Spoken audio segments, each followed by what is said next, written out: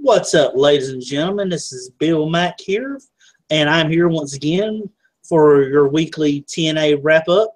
This is for the week of March 15th, 2016. I'm here to give you all the latest news in TNA, what happens on TNA Impact to come on TV, and give you my little bit of information on here on the wrap-up. And today we actually have a guest with us from Team B, my best friend here, Bullet B. Bullet, how you doing today? Pretty good, buddy. How's it going, man?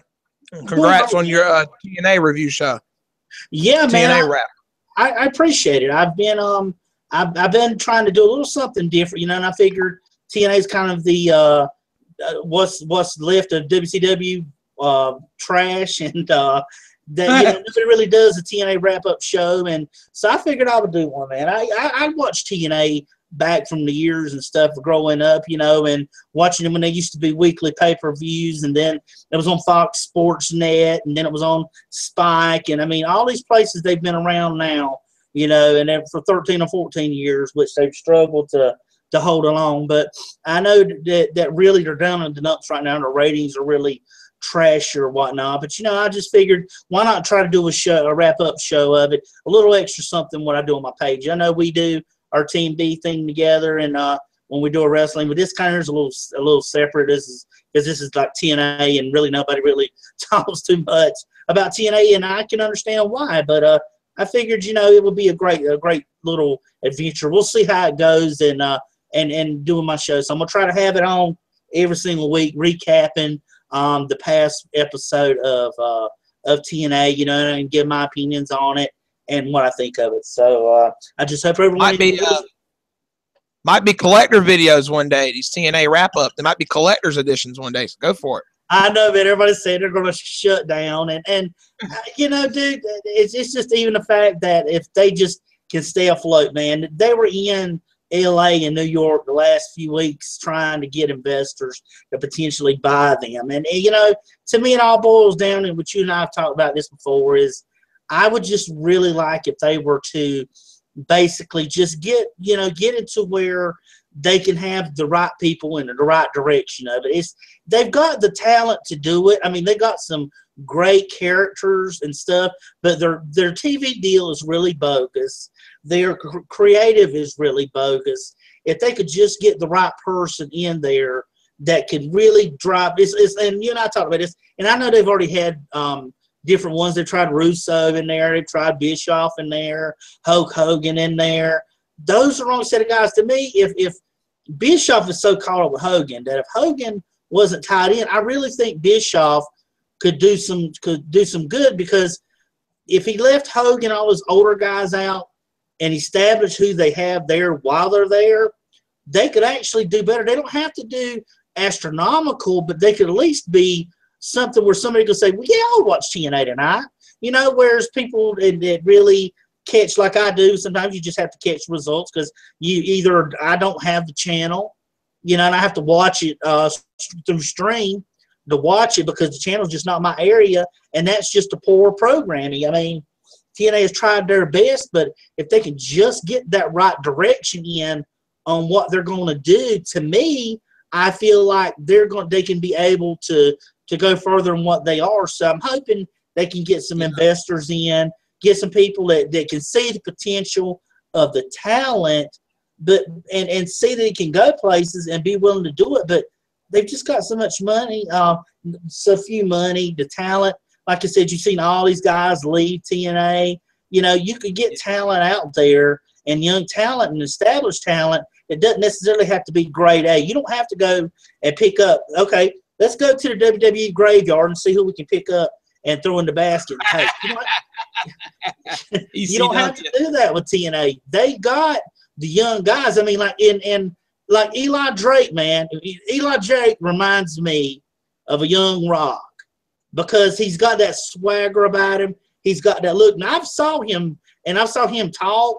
I said, that would be he kind of reminds me of a Rock if they would just push Eli Drake a little bit, you know, and stuff like that. And I see they're trying to do better now because, you know, a few weeks ago they brought back Beer Money together, which to me was an awesome idea, because even though I like James Storm and I like Bobby Roode, you know, individually, it just wasn't the same like they were when they were Beer Money, or even when James Storm was with the Cowboy Chris Harris, and they were America's Most Wanted. I mean, two awesome tag teams James Storm is involved in, but he's more of a tag team guy. He needs to be that tag team guy. Now, granted, over the years, TNA has had some rough times with their storylines and stuff. You know, they had the Aces and Eights. People clown on that, but I kind of thought it was a little bit cool, because Ace and Eights were these, you know, bikers, but they went like the NWO and went like the 20 people,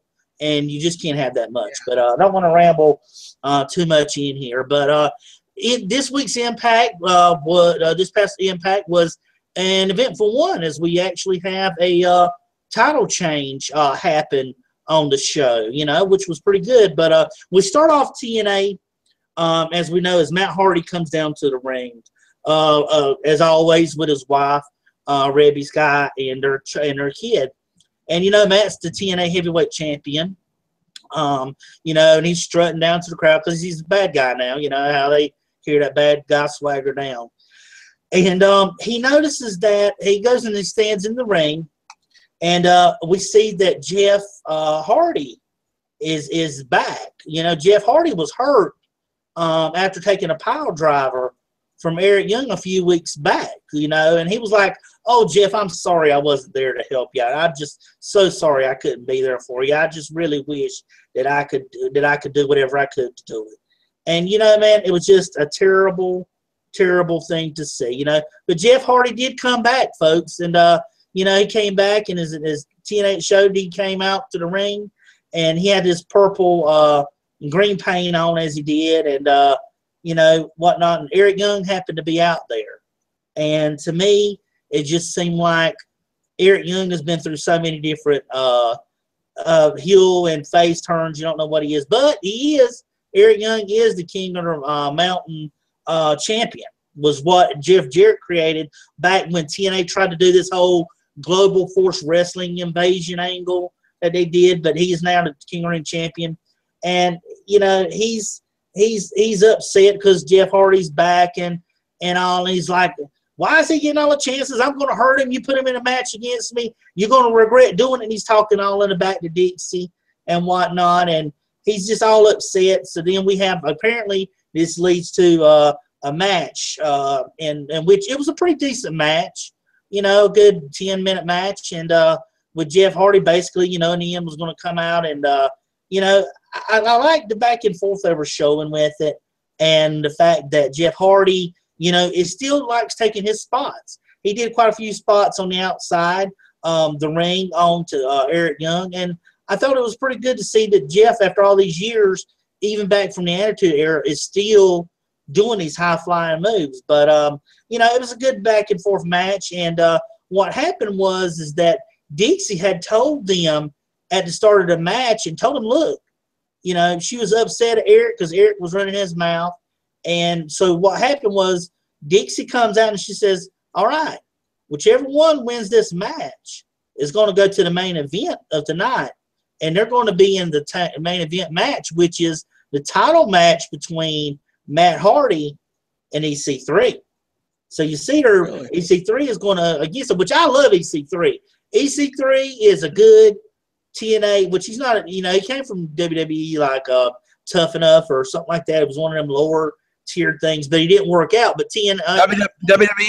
WWE's loss and TNA's gain right there. Yeah, TNA EC3 is a good talent. Yeah, right. He is a good talent. He's got a good look to him. He's got a good build to him, and he looks good as a champion, you know. And but now it's kind of funny because if people have been following up with it, which yeah, I could understand why, they flip flop. They had that double turn where Matt ended up turning heel, EC3 ended up turning good, and he's now the face, and he lost the championship to Matt Hardy because of the changeover and the heel turn. Well, they go to fighting and whatnot, and Eric and Jeff are having a good match, and it basically comes down to where you know, Jeff hits the Swanton bomb on on Eric Young for the win. So now we see Jeff Hardy is the one that advances back. So Jeff, after being out for so long with his injuries, comes back first night, and he wins the first matchup of the night against Eric Young. Now he's to the main event, and that's where it leads to Matt Hardy coming down, you know, and he's all talking to Jeff in the ring, and he's like, look, he tries to convince Jeff and lets Jeff hold his nephew and whatnot, and he's like, oh, yeah, Uncle Jeff is Maxwell's second favorite wrestler and all, talking about Matt's his first, and which was funny. But what he was trying to do was, yeah, he said, yeah, he let him hold the baby and all. He's up there, Jeff's up there holding him and all looking at him. I'm like, oh, boy, you know. But, yeah, when you see that happen often. But Matt Hardy, what he basically is trying to do is soften Jeff up, because Matt don't want to face Jeff because he's already facing EC3. He knows he's going to have a match because EC3 can put on good matches, and he knows that he's going to have a hard time. Now you throw Jeff in it, and Matt's like, look, I don't want you to face me tonight. Why don't you just give up your spot later down the road at Bound for Glory or Bound for Glory next year, whenever we can have a big match. It'll be an all-Hardy main event, an all-Hardy bonanza. It'll be a bright, big match we can make out of it if you simply just want us to go ahead and do that. But just don't give in to it, and don't try to do that, and don't do that. And so we see that what he does that is, while Jeff listens to Matt, right? He's listening to Matt, and then he politely gives the baby back over to Matt's wife. And he says that he tells Matt, no, no, I'm not going to do it. I'm going to be in the main event. I want the title. So we see Matt gets upset. So Matt all of a sudden tries to catch Jeff off guard and hit the twist of fate. But Jeff ends up reversing it on Matt and hits the twist of fate on Matt. And Matt's laying in the middle of the ring. So we see Matt there, and they go back and talk to Josh Matthews and the Pope, which are the commentators, for those who don't know who they are. But just letting you know. Well, I have to, man, because sometimes people don't know who these are, and I'm just now getting used to it. I know, that's why I'm here, man. They're talking about. Yeah. I wanted to be here for you for your first TNA video, and I'm learning about this from you, man. Yeah, well, I like TNA. I wish they could put a better product out there, but the wrestling talent is there. You okay. What's with TNA is the fact that like let's say you buy this store, buy your house, right? This building, and week after and month after month, people try to put something in that building to make it where a different business comes in. But over time, people move in, then they move out. And it gets a bad reputation for being a business that can't stay open no matter who's there, right? Well, then let's say somebody from out of town comes along, and they will ask about that building. You say, well, nobody stays in there that long.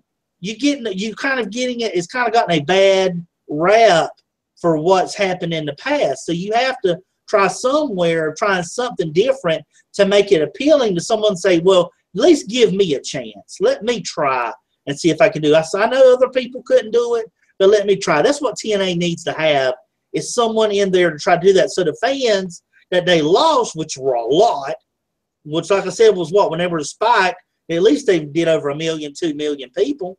Now they're like 200 and some thousand viewers a week. So, but you know what? Compared to Lucha Underground, they're doing good. If you compare it that way. Lucha's whole season, and it's not even really a wrestling show. It's a TV show, but it's a different approach. It's a different approach. I like it. It's a good alternative. Yeah, it is. And these shows can be that. They don't have to be WWE, but they have to keep the viewers' attention. It's kind of like watching Ghost Adventures. Ghost Adventures on there. They have Ghost Adventures. They have Ghost Hunters. They have Haunted Asylum. They're all different ghost shows, but they all offer a little something different so that you can watch it and stay tuned in. So that's what they need to do. I mean, they've got good talent. They just have to get the stuff together for themselves. But as we see here, the Pope and Josh Matthews are talking about the main event. They're mentioning how, you know, now Jeff Hardy's involved, so you have now a triple threat for the TNA World title. So we come up next, and they cut to the back, and the Decay attack Eddie Edwards, which, you know, Eddie Edwards is half of the American Wolves, the Wolves, and his brother. He was talking about how his partner's out, and he's going to do whatever he can, and hopes he gets better, and they can go back out and try to compete. And all of a sudden, out of nowhere, the Decay, which used to be the Menagerie, back with Crazy Steve, but the Decay now has Crazy Steve, Rosemary, which kind of reminds me a lot of Daphne. Remember Daphne from WCW? That was with Crowbar? Yeah, I sure do. Yeah, they've got their own version now. Rosemary is with Steve, and the monster Abyss, which Abyss is a bad joker.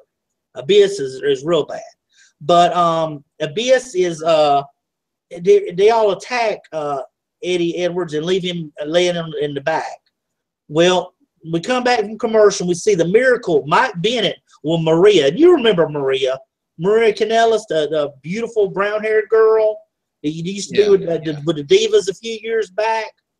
Oh, she's on TNA, and she is hot. She is from hot. Ring of Honor to TNA. Nice booty. Yeah, you know who she is. Nice booty and all. Oh, yeah. But she, they were there talking because they were trying to cut a promo later on because Drew McIntyre for WWE people, Drew Galloway and Gail Kim are kind of going to compete in a kind of a mixed tag match or, you know, single one-on-one. But Dude, Bill. Yeah. Hey, you remember when okay, this is kind of off topic, but sort of related. You remember when we watched WWE Roadblock Saturday night, and we had that team Enzo and Cash, and you said or the other team they were fighting, and you said he reminded you of Edge, and I said, well, he kind of reminds me. He reminds me more of Test Martin. Guess what? On Don Tony's show, Don Tony said the exact same thing. He said he looks like a cross between Test and Edge. That's exactly what we said. Yeah, I remember that. I said, no, Bill. Did you like, dude, he looks like Edge. I said, he reminds me more of Test, you know. And Don Tony said, he's a cross between Test and Edge. I was like, God damn it. Me and Bill just said that shit. And I heard that, man. I didn't think when we were doing Team B to bring that up. But, yeah, man, I remember that they were talking about because to me, and he said it too, because you were like, his body looked like Test, but his face looked kind of like Edge and somebody else he mentioned too. But, yeah, man, I remember that too. I was like, we both were right in that situation when we were saying that. But, yeah, man, that's exactly – I thought that's who he looked like, Big Cass did, though. But, yeah, man, so at least we both were right. He got one part right, and I got the other part right. So we both were all right. So, yeah. We're modernists, yeah. We're political parties like we're modernists. Exactly. We're both right. We're both right. Exactly. That was a good thing we had both of them in there. It just came out of nowhere. You just pulled that out, and I pulled that out, and all worked itself in together. Pulled a rabbit out your ass that night. Yeah, absolutely. So yeah, that was good though. But man, you got me excited about. You got me excited about TNA, man. I like what I'm hearing so far, dude. I'm gonna have to start watching it again. Well, it's if you could sit through it and just not say, well, it's gonna suck. I mean, I had to watch it tonight or today to understand it, you know. And like I said here, you know, it's pretty good, except in the ending. I don't like the ending, which I'll get to that to you in just a minute. Well, hold on a second, Bill. Is Dixie Carter still an on-screen character? Yeah, not as much, and she's good now. When they had that TV changeover, she become a good person because EC3 was bad, and he wanted things to be done his way, the Carter way, and she was kind of like, no, we want to do what the fans want, you know, kind of catering to the fans of what she's now. So she's good Dixie now. She's not heel Dixie, but she was in the back. What happened when Eric was fussing with her, she was in the back with headphones on. He was back there complaining to her. And then back when they were in the middle of the match, she comes out there to the edge of the ramp She didn't come all the way down and talks, and then that's really the last you see of her. So she's not really much in it as she was then. And I guess they see it's better to let the talent have the spotlight rather than because she's just not a good heel. She's not an effective heel. You need to have. Well, yeah, it makes sense for her to play babyface while they're switching networks too, because she's quote the owner of it. So it kind of makes, she's the chairman, so it kind of makes sense for her to be a babyface while they're changing networks and introducing themselves for the first time, I guess. Yeah, that's true. I mean, it made sense. Yeah, older, Dixie Carter's beautiful, man. She's an older woman. She's a MILF. I mean, she's beautiful though. She's lovely. She's lovely. She looks better than Lana, dude. She looks better than Lana, in my opinion. That's how crazy I am. I think Dixie I wouldn't be so far off. Dixie's a pretty woman. She just, like I said, she's a little older, but it really wouldn't matter because I mean, she dresses really nice. I mean, she doesn't dress like a lot of them do, but she's a pretty woman and she wears the right kind of makeup. Her hair is always good, so she always has that really can appeal to a guy. So yeah, but she's kind of the brunette. She's the brunette. She's the brunette I always loved. But the last time I seen Dixie was in when I went to TNA wrestling back in 2011 here in the great state of North Carolina, and that's the last time I seen Dixie Carter. So it's been like 5 years. But when I seen her in person, I said, "Man, that woman's gorgeous." She's absolutely gorgeous. So I don't know if that milk's expired yet, but 5 years ago, she was beautiful to me. She was very beautiful. She's just the older version of it's like she's just the older version of the woman I would want or something. I don't know. I'll still fuck her. I can understand that, and I feel the same way as you do, dude. She's a pretty woman. That's what I was getting ready to say. Was she's a pretty woman, and so it's real good that she's there, but she's taking more of a back seat now. So that's basically where we went. And, I can understand. But as we get back into the action here, folks, backstage we cut back to the back where Beer Money is checking in on Eddie. They're checking on him, make sure he's all right, and they make sure they say, hey, you know what? We'll tag with you tonight. They're not going to sit there and jump you, but we'll be more than gladly to tag with you tonight. And I like Beer Money. Like I said, if you watch Beer Money's entrances, you watch even America's Most Wanted entrances. Awesome stuff, man. They can some good promos and stuff and whatnot. But so we come to find up next we see that the Miracle, Mike Bennett, and with Maria tag against Drew Galloway and Gail Kim. Basic match. You would see the two male wrestlers dominating the matchup. You see this kind of feud between Maria and Gail Kim, but Gail Kim is awesome wrestler. She can wrestle. Maria, I don't know. I think Maria can wrestle. Not really sure. I know she's a beautiful woman and a diva. Back with WWE, but you can see that they're kind of going back and forth. They were doing their own kind of moves, and it was just amazing those two going back and forth. But it comes down to it to where Gail Kim gets tagged in, and Maria ends up grabbing her by the tights and rolling her up for the win. So it kind of sets up their kind of matchup, and they're going to build a feud. So look forward to down the road between the knockouts, Gail Kim and Maria. But I could sort of miss Rebel Velvet Sky tonight. Her and Angelina weren't out there tonight, which I hate that because I love those knockouts. But so we see after the match, they show a footage of Kurt Angle's final TNA match. And then we see that Bobby Lashley's out there, and they're talking to Bobby Lashley. And actually, Bobby Lashley has another heel turn again, which I wish they would leave him one way or the other. And he's all getting mad, and he's talking about, well, I don't have any friends. I'm not like Kurt Angle. I don't have friends, and all this. And he does a lot of bad talking junk, to Josh Matthews and whatnot while he's trying to interview Bobby Lashley. And then out of nowhere, and which a lot of people liked it, was that he beat down Josh Matthews. Josh Matthews is commentator, but he gets beat down, and then the Pope don't like that. The Pope wants to go out there and interfere, and guess what? He gets a spear to himself. So we see those two down, the commentators down. During the break, they come back, and eventually, somehow, Josh makes it back to their announce table.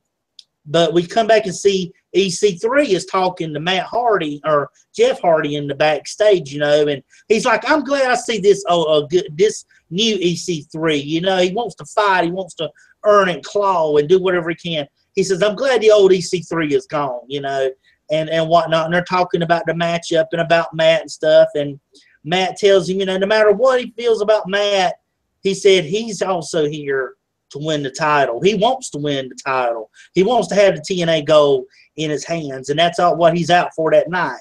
And so we see that he understands, and they look at each other as they go along, and we see that that we come to the matchup that happened earlier, the Decay, which we're going against Beer Money and Eddie Edwards. Now this pretty good matchup, as I say, a lot of back and forth. You had the heels working good for a while, the Decay working on Beer Money and Eddie Edwards, and he's the weak one, so he's going to get most of the beat down. And then you had a time where Beer Money was working on Steve and them and Abyss and all. It was, wasn't really, they said it wasn't really, it didn't look like a slow-paced match. So it was good that they can keep up the pace because they have the guys in TNA to have good, fast-paced matches. That's what made the X division. That's what made their division, because their pace of their matches kept people wanting to see more. That's what made them, much like the Cruiserweight made WCW. That's why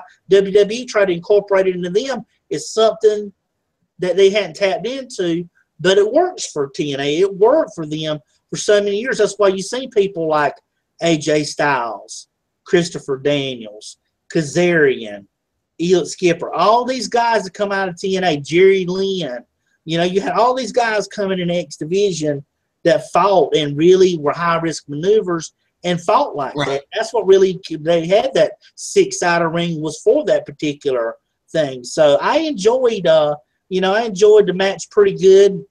Like I said, it was a good match, and it ended up happening was Steve from the Decays ended up low-blowing Eddie Edwards, and they ended up for the cheap win that way. So, which you saw, it was a kind of a weird ending to the match, but that's the way usually sometimes it ends, a low blow, and of course that's the classic heel knock anyway. But oh yeah. Yes. So we see that. Up next, Grotto. Now this is one I don't like. He kind of reminds me of a fat version of Santino Marella, but his name is Grotto. Now, Grotto is in the back. Billy Corrigan, right? Smash the Pumpkins.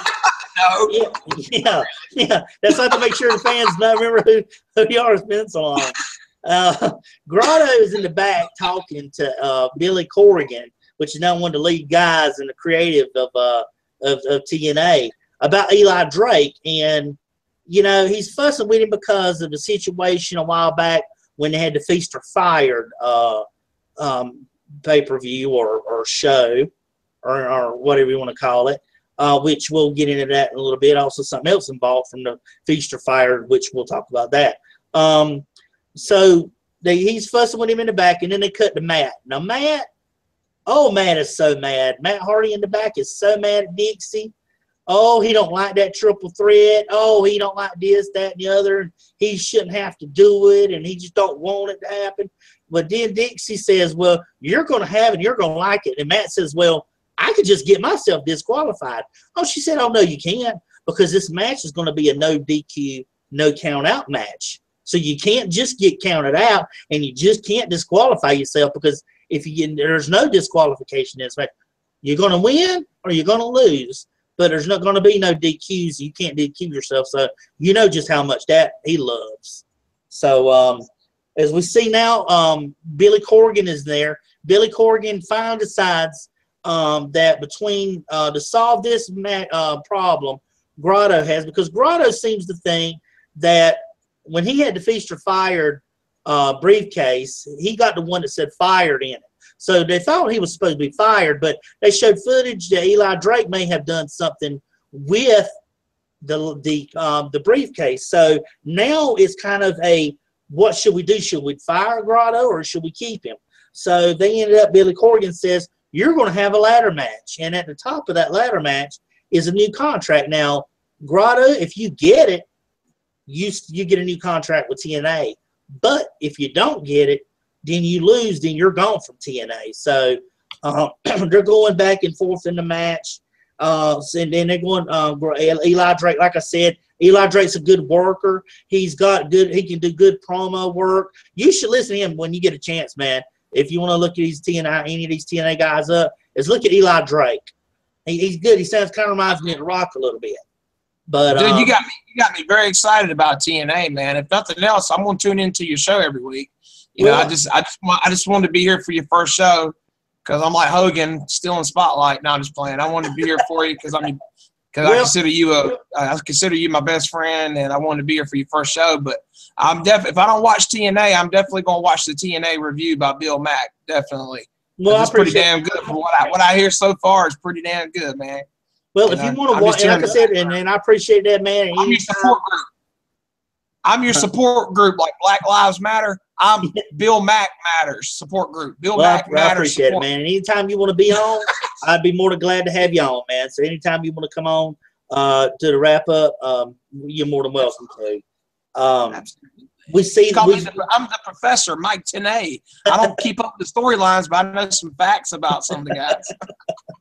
I've been trying to keep up, and I want to give us a chance. I'm gonna try and do my best because I want to have some alternative to talk about because I know so much about WWE and stuff. I don't know a whole lot about TNA because it's changed over years from when I actually was following. Just pick a badass thumbnail every week. You'll get the views. Just pick I was thinking. Hey, look, listen to me. Pick a badass thumbnail, and in the hashtags, put TNA hashtag, then put review hashtag review, hashtag spoilers, or hashtag results. Put that in the hashtags on the YouTube when you edit the video. Right. Yeah. Put those in the hashtags on the YouTube when you edit it, and make sure you got a good thumbnail. And then YouTube's a computer, so it will automatically know where to put the video at in the search results, and put it in the sports category if you would, because sports is like Vince McMahon said, we're the #1 search sports category on YouTube. So you know, just when you edit the video, like I said, put hashtag TNA results, spoilers, whatnot, and just whatever you can to get views and the thumbnail. Then click on advanced settings and click category. Put it right there in sports. You know. Okay. I appreciate that. That should do it. That's what I do, man. That's what I do. Because one of our Team B videos got like 600 and some views a couple of weeks back. And that's what I do, man. It's all in the hashtag and the thumbnail. And you do a good job at it. So give Don Tony a run for his money. Well, Don Tony don't cover TNA, so we need a voice for TNA. Bill Mack, the voice of TNA. Or is it TNA or Impact Wrestling? They still call it Impact Wrestling? But they call it, they'll call it TNA Impact, but they brand it as Impact Wrestling. But it's still TNA Impact. They just Impact as Impact Wrestling. It's kind of like. But they're still going with the Impact Wrestling. Because I remember they kind of, they still got, and they brought the 6-sided ring back, right? Yeah, it's like that there. Impact Wrestling. But just in black and white, but that's the way it looks. Impact Wrestling. So, gotcha. Yeah, but it's good though, man. I'm trying to do it. It's a startup, but I just have to stay with it. I've kind of wanted to try and get notes and stuff from it. So, as we get back into we see during the match, Goddard's and Shira get out and interfere. And they have all kinds of fighting there between trying to interfere. So you see this match automatically is going to have people interfering in it. They ended up in it's a good, decent fight, and they all tag teaming and fighting each other. And Grotto ends up winning and getting his new contract. And it just shows us that he elbows Drake off the top. They both are up there at the top, and he elbows Drake off, and Drake falls down. So eventually he ends up getting the contract. So Grotto now has a new contract with TNA after he wasn't supposed to, but now he does. And Oh, Willow. You know, since Jeff Hardy has made his appearance, Willow has Willow makes his appearance backstage, and it says that he shows him, and he's whirling around his umbrella with him kind of red, white, black and white stripes that he wears and stuff. And I'm gonna do my Michael Cole snort. And he shows him back there though. But it's funny seeing Jeff Hardy do that though. But yeah, so Willow's makes his return backstage, and then we see Eric Young. He's mad and angry at Bram, and we all know who Bram is. Bram was the ex-husband of Charlotte, WWE. Yeah, I heard about earlier when he was fighting, when he was in his match at the beginning. So now we come down to it, folks. It is the TNA World Title match. We have Matt Hardy, which is the TNA World Heavyweight Champion, versus Jeff Hardy, his brother, versus EC3, the former TNA World Heavyweight Champion. And all three guys, it's a lot. The funny thing is, for most of the match, everybody's in the ring. You know how on WWE Triple Threats, there's always one person outside the ring while the other two are inside the ring fighting? They keep everybody. They pretty much keep everybody in the ring at once. So at some points you see Matt and Jeff work together a little bit against EC3.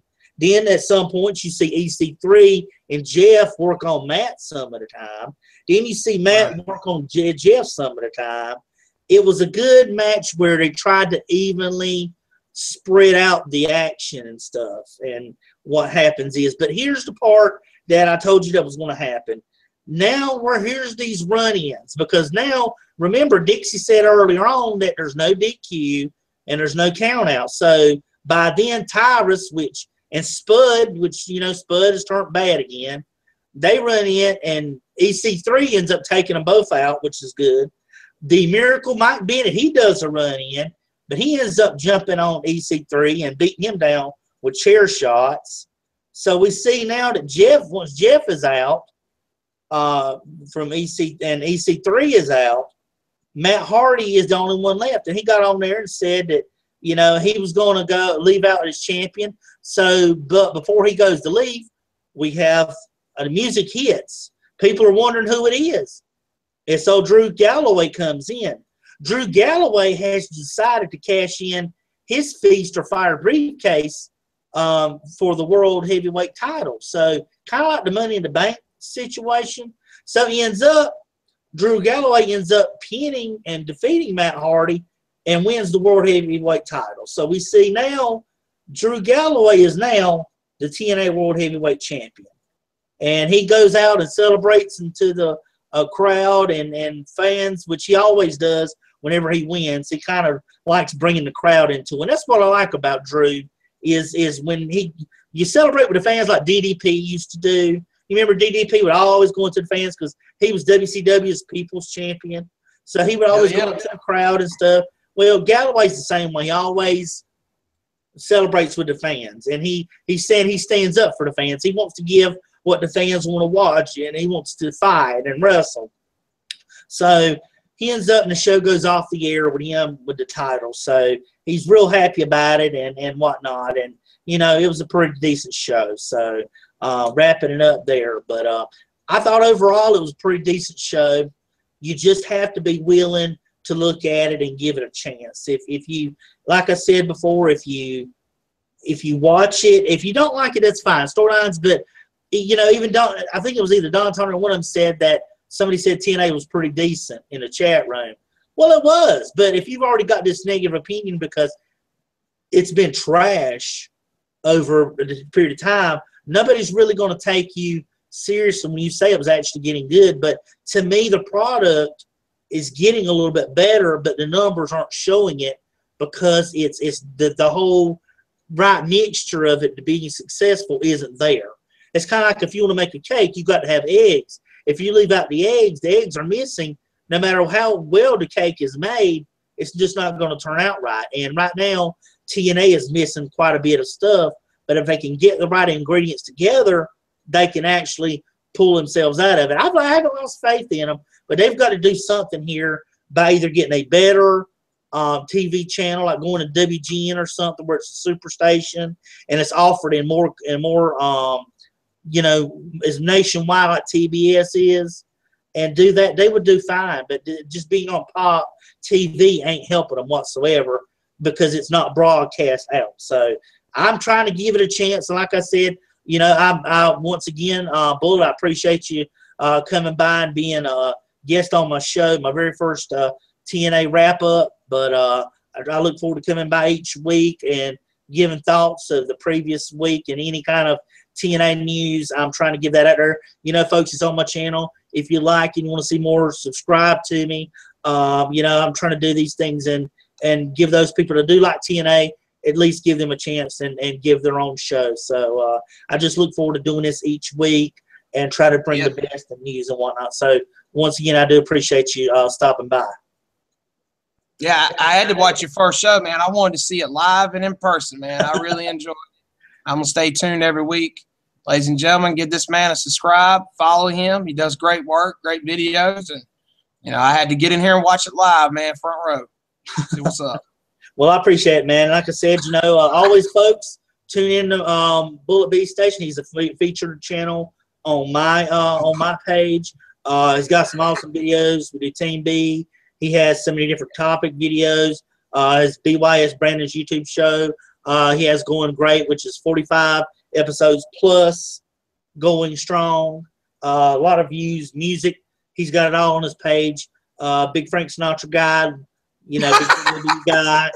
He's it all. So you got to give him a chance. Go to his page, like him, subscribe him, and you won't regret it. So without anything to say, I'm not a prejudiced person because I love Mexican food, and to come to find out, my favorite singer, Frank Sinatra, is Italian. So I'm not very prejudiced.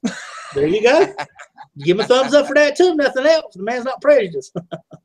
Yeah, so, one of my best friends is black, Curtis. So bros before hoes, man. You know. So as you see, folks, he's got a great page, great sense of humor. Go to his page, check him out, like and subscribe to him, and whatnot. And no, you guys subscribe to Bill Mack. Like it. If you don't like it anyway. 100 subscribers. He just got 50 subscribers.